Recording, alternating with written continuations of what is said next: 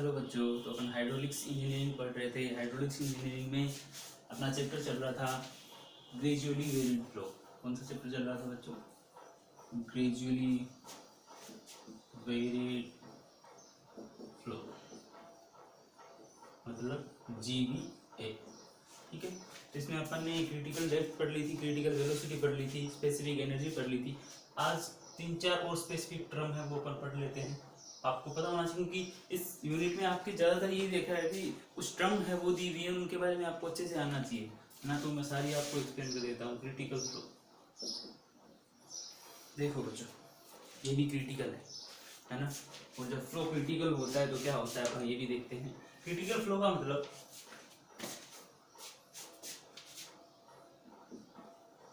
Flow of fluid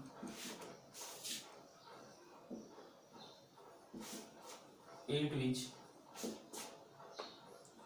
specific energy is minimum।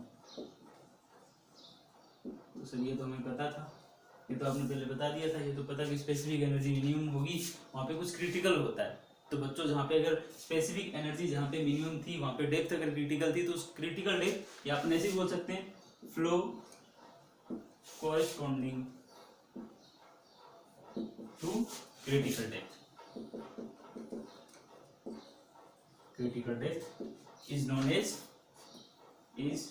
As critical flow. तो बच्चों बिल्कुल आसान है। क्या है? आसान है कि flow of fluid at which specific energy is minimum, और in other words we can say flow corresponding to critical depth is known as critical flow. तो बच्चों क्रिटिकल वेलोसिटी या क्रिटिकल फ्लो की अगर मैं बात करूं, मैंने क्रिटिकल वेलोसिटी निकाली थी। क्रिटिकल वेलोसिटी का फॉर्मूला क्या था, बता सकते हो कोई?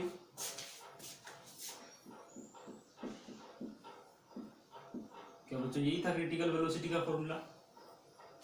यही था। तो क्या मैं ऐसा लिख सकता हूं इसको? बता देना आप मुझे। VC/√GH लिख सकता हूं, क्योंकि इसको मैं क्या लेके आया, नीचे लेके आया इक्वल टू 1। बच्चों ये जो टर्म है ये वाला, ये बहुत ही शानदार एक नॉन डायमेंशनल नंबर है। इसको क्या बोला जाता है?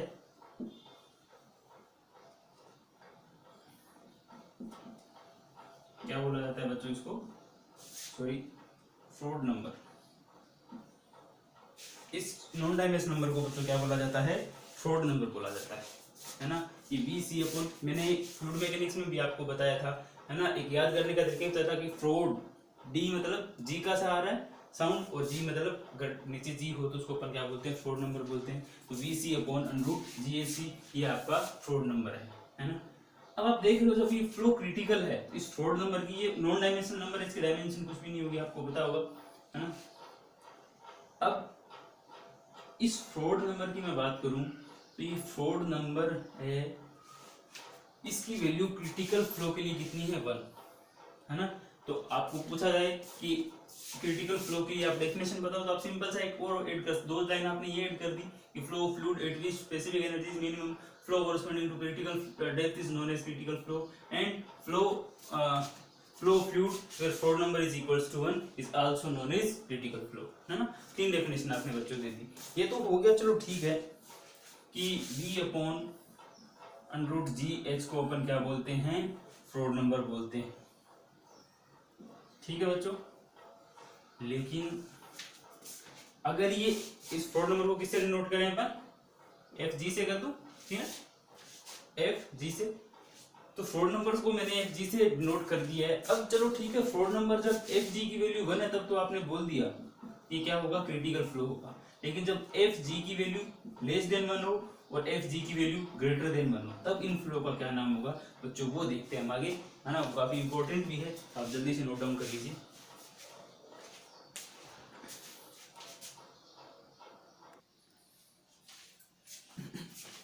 तो बच्चों नेक्स्ट है स्ट्रीमिंग फ्लो। इसका नाम सुपर क्रिटिकल सब क्रिटिकल फ्लो भी है, इसको अपन ट्रैंक्विल फ्लो भी बोलते हैं। एक आपका सुपर क्रिटिकल फ्लो, इसको अपन शूटिंग फ्लो भी बोलते हैं, और टॉरेंशियल फ्लो भी बोलते हैं। बच्चों इन दोनों फ्लो में क्या डिफरेंस है? मैंने आपको एक चीज तो आपको भी बता दी थी कि क्रिटिकल फ्लो हमने किसको बोला था? जब FG की वैल्यू क्या है? 1 है। इसका मतलब V C upon under G H C की वैल्यू क्या है आपकी 1। मतलब वो तो आपका क्या था, क्रिटिकल था, तो एक सब क्रिटिकल है और एक क्या है, सुपर क्रिटिकल। सिंपल सी बात है, एक सब क्रिटिकल और एक क्या है, सुपर क्रिटिकल। तो आपको पता होगा सब क्रिटिकल, सब मतलब सब और सुपर में आप सिंपल से, सब है मतलब कम और सुपर मतलब ज्यादा। तो अगर एफ जी की वैल्यू लेस देन 1 हो तो उसको अपन क्या बोलेंगे, सब क्रिटिकल फ्लो बोलेंगे। और अगर एफ जी की वैल्यू ग्रेटर देन 1 हो तो बच्चों उसको अपन क्या बोलेंगे, सुपर क्रिटिकल फ्लो बोलेंगे। ठीक है बच्चों, लेकिन सर ऐसे कैसे बोल दिया आपने। देखिए इतने से ही काम नहीं चलेगा, थोड़ा सा इसके बारे में अपने और पढ़ना पड़ेगा। ये तो ठीक है, ये तो सब और सुपर से ही आप लिख दोगे इतना, लेकिन एक बात आपको और बता दूं, इफ डेप्थ ऑफ फ्लो, ये एफ जी लेस देन 1 होगा कैसे, ये तो पढ़ना होगा ना। If depth of flow is greater than critical depth, depth of flow is greater than critical depth, then flow is known as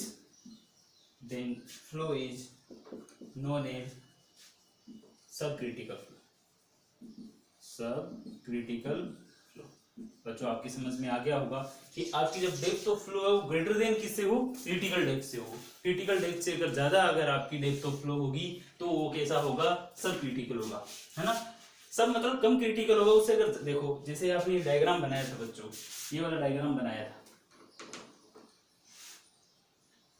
ये डायग्राम बनाया था, अगर इस क्रिटिकल डेप्थ से ज्यादा अगर होगी तो क्रिटिकल कैसे होगा, वो तो आराम सब क्रिटिकल होगा, आराम से, बढ़िया बात है ना, उससे ज्यादा आपकी डेप्थ है ना। तो अगर इस क्रिटिकल डेप्थ से अगर ज्यादा डेप्थ होगी तो फ्लो कैसा होगा, सब क्रिटिकल होगा, मतलब कम क्रिटिकल है ना, आराम से अच्छे से फ्लो हो सकता है उसका। अब तो सर ये तो आपने बोल दिया कि इसकी सब क्रिटिकल डेप्थ ऑफ फ्लो कम है तो एफ जी की वैल्यू कम, लेस देन 1 कैसे भी बच्चों, देखो V upon under G H C है, ठीक है। अगर ये एच सी की वैल्यू, एच की वैल्यू अगर ग्रेटर देन कर दूं मैं, एच बढ़ा दूंगा तो एफ जी की वैल्यू क्या आएगी, एफ जी क्या होगा, लेस देन 1 होगा ना, क्योंकि अपन अगर डिवाइड में कोई चीज बढ़ाते हैं तो वैल्यू क्या आती है, लेस देन 1 आती है। तो इससे अपन बोल सकते हैं कि एफ जी की वैल्यू क्या होगी, लेस देन 1। लेकिन यहाँ पे जस्ट अपोजिट, अब की बार डेप्थ ऑफ फ्लो है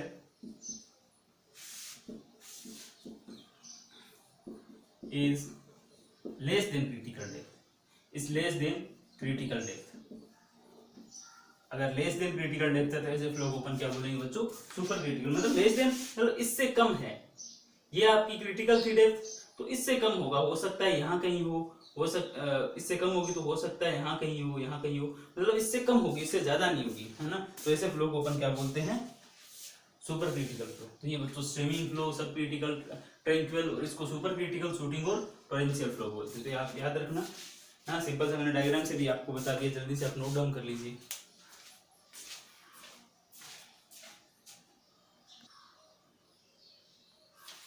बच्चों एक टॉपिक आपके सिलेबस में और दिया हुआ है, टॉपिक का नाम है अल्टरनेट डेप्थ।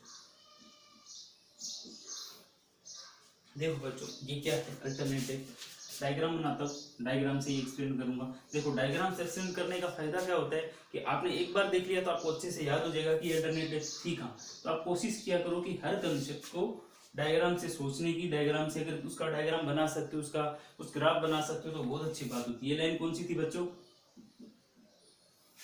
कौन सी थी, ये पोटेंशियल एनर्जी वाली, ठीक है।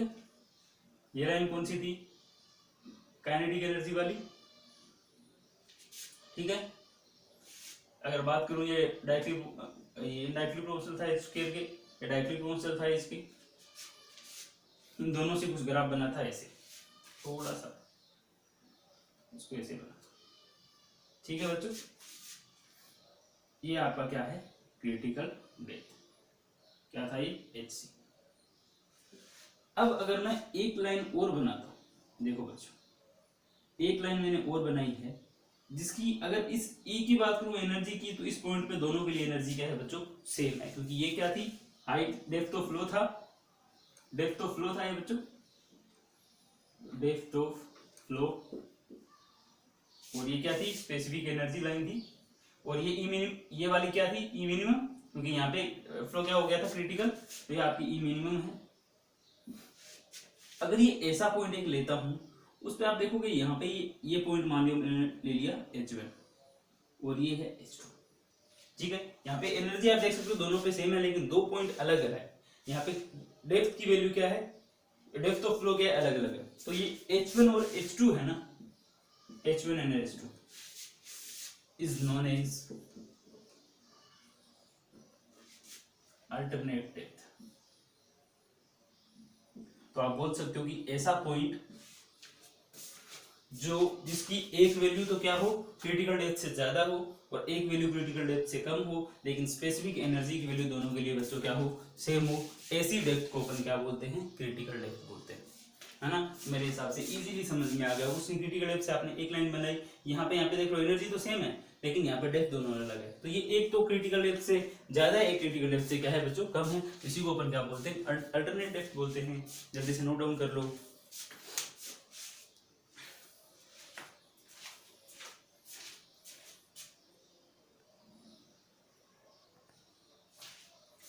अब देखो अपने क्रिटिकल की बात की थी, क्रिटिकल वेलोसिटी पढ़ लिया, फ्लो पढ़ लिया, डेप्थ ऑफ क्रिटिकल डेप्थ पढ़ ली। अब एक कंडीशन और देखते हैं, है ना, मैक्सिमम डिस्चार्ज।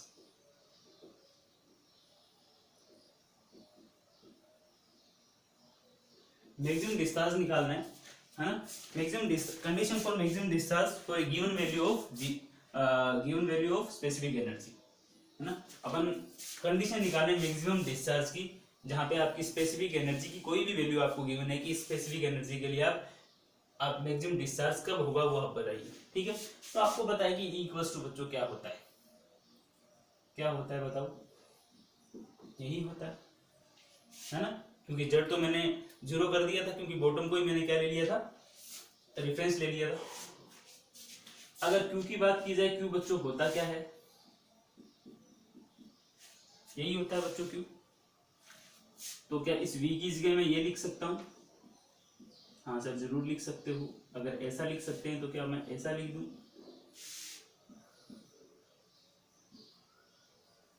लिख दो सर, लिख दो।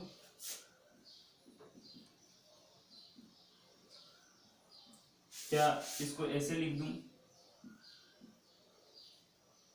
लिख दो सर। क्योंकि एरिया क्या था, width into depth of flow, यही तो एरिया था, लिख दिया सर। इसके बाद देखते हैं E equals to H plus Q square upon 2G H square D square, यही है। क्या मैं इसको ऐसा भी लिख सकता हूँ,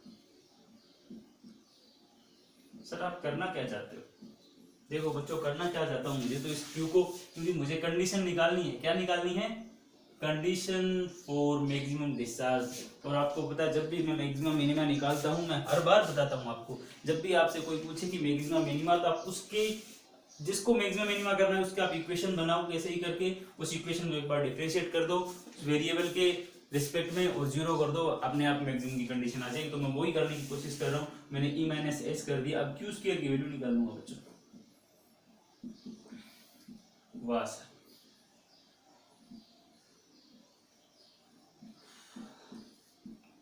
ये तो आपने कर दिया,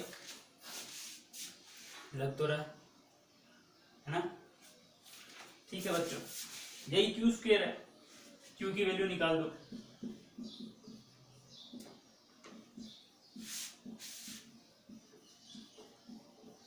ठीक है स्क्वायर, और ये क्यू की वैल्यू है। और अब इस क्यू की वैल्यू को बच्चों आपको मैक्सिमम करना है। तो बच्चों ये मैक्सिमम होगा कैसे, बताइए जरा। तो आप क्या करो, वेरिएबल तो आपको पता है h ही है, तो क्यों ना dq बाई dh क्या कर दिया जाए, 0 कर दिया जाए। अंदर इसको मल्टीप्लाई करोगे तो बच्चों क्या आएगा, बताओ बताओ क्या आएगा, h स्क्वायर से मल्टीप्लाई कर दूं, क्योंकि 2g और b स्क्वायर तो कांस्टेंट है।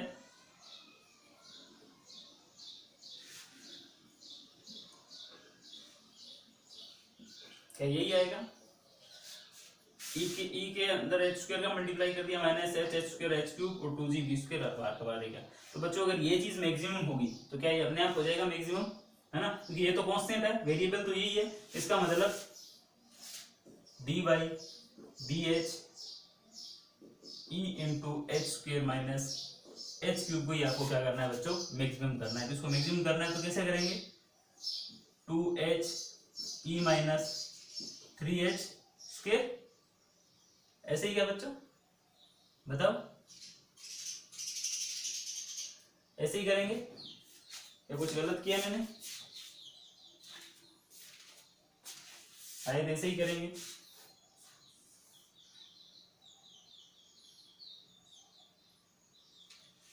बिल्कुल सही है, कोई गलत नहीं है, ठीक है। अब देखो इसमें अपन किस किस का डिवाइड कर सकते हैं, एच का डिवाइड कर दूं दोनों तरफ, तो यहाँ क्या आएगा 2e माइनस 3h, इसको इधर लेके जाऊं अगर तो 2e इक्वल्स टू क्या हो जाएगा 3h, और e इक्वल्स टू क्या आ जाएगा बच्चों 3h/2। ये आपने पहले भी कहीं देखा है। ई मिनिमम की वैल्यू कितनी आई थी, इतनी आई थी 3h/2, है ना। तो ई मिनिमम की वैल्यू बच्चों इतनी आई थी, तो ये ई मिनिमम के भी बराबर है। तो ये कंडीशन किसकी है बच्चों, मैक्सिमम डिस्चार्ज की कंडीशन है, एकदम सिंपल सा है, जल्दी से नोट डाउन कीजिए।